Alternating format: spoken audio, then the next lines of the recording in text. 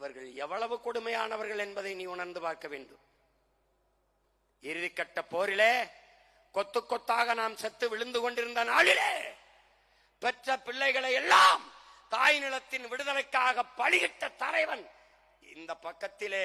அறிவார்ந்த பெருமக்களே, பெற்ற பிள்ளைகளுக்கெல்லாம் பதவி கேட்டு டெல்லியிலே முகாமிட்டிருந்த தலைவர்கள் பிறந்த நாளை 100 ஆண்டு பிறந்த நாளை ஓராண்டு கொண்டாடுகிறார்கள் உன் நிலத்திலே.